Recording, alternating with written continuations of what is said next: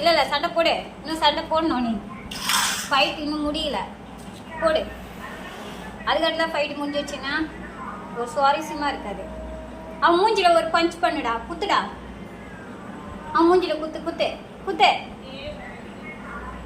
குத்து. அப்பதான் இதான் சண்டை சூடு பிடிக்குது.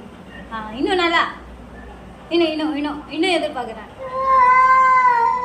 இன்னும் எதிர்பார்க்குறேன். இன்னும் கொஞ்சம் பலமா, இன்னும். உன்னோட சின்னவன், அவனுக்கே அவ்வளோ கோவம் வருது, உனக்கு கோவம் வரலனா இன்னும்.